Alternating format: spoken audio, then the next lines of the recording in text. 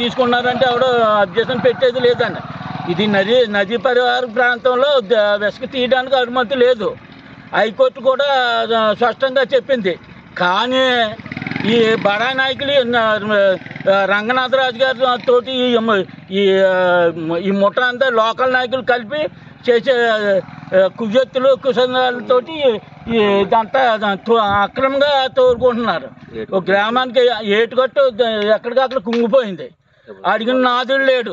రేపొద్దున వరద వస్తే అసలు ముందు గండాడిపోతే పోయేదంటే మన కట్టవరపాలెం నుంచి కింద కొట్టుకుపోతుందండి. అది 4 నియోజకవర్గాలు సర్వనాశనం అయిపోతుంది అన్నమాట ఈ వైసీపీ పాలన వల్ల.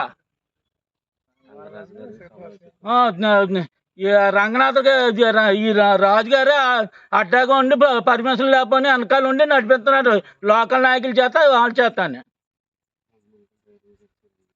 ఇంకోటి కాదు ఉన్నదన్నారు అనుకోండి, బహిరంగ రమ్మనండి, బహిరంగ చర్చకి సిద్ధం. ఇక్కడ ఇసుక కానీ మట్టి కానీ అవినీతి జరగలేదని అంటే బహిరంగ చర్చకి సిద్ధం. నేను ఒక్కనే వస్తాను.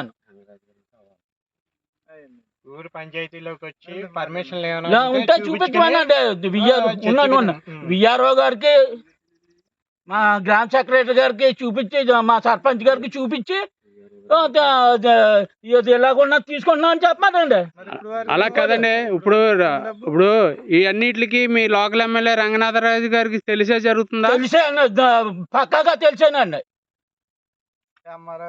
రమ్మంటే లేకపోతే నేను ఒక్కనే వస్తాను. ఎక్కడికి రమ్మంటే అక్కడికి వస్తాను. నేను బిఆర్ఓ గారికి తెలిసి ఎవరికి ముట్టేది వాళ్ళకి ముడతంతో వాళ్ళు కమ్మ గుచ్చిగా ఇలా జరుగుతుంది మహాప్రభు అంటే అదే పర్మిషన్ ఉన్నదంటే మేము వస్తున్నామని ఫోన్ ఎత్తడం మానేయడం, తీసుకెళ్ళి అప్పుడు మళ్ళీ తిరిగి మానేసి పెడుతున్నారు కేసు. అదండి గత నడిపూడి గ్రామం అది.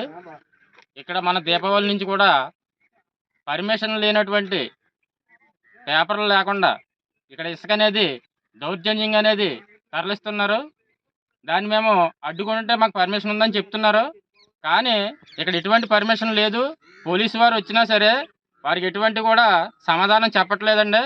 ఇక్కడ ఏంటంటే మెయిన్ ఏటుగొట్టి పక్కనే ఒక 60 మీటర్లు అలాగే 40 మీటర్ల పక్క నుంచే కూడా పెద్ద పెద్ద గుంటలు తవ్వేశారు.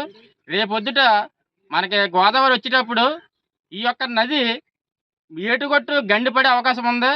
ఈ గండి కనుక పడితే ఈ చుట్టుపక్కల ఉన్నటువంటి గ్రామాలు, ఈ నడిపూడి గ్రామం అసలు అడ్రస్ లేకుండా పోయే అవకాశం ఉంది. దీన్ని తీవ్రంగా ఖండిస్తున్నామండి మేము. ఇక్కడ రాజకీయ నాయకులు ఒక గూండా పరిపాలన అనేది ఇక్కడ జరుగుతుంది. ఇది ఏ ప్రభుత్వం అనేది అందరికీ తెలుసు. ఇక్కడ లోకల్గా ఉన్నటువంటి రాజకీయ నాయకులు ఇదంతా కూడా నడిపిస్తున్నారు. వాళ్ళు వెనకాలండి ఈ లారీలను పంపించి ఇక్కడ అక్రమ రవాణా అనేది తీస్తున్నారు. దీన్ని మేము తీవ్రంగా ఖండిస్తున్నాము. నమస్తే అండి.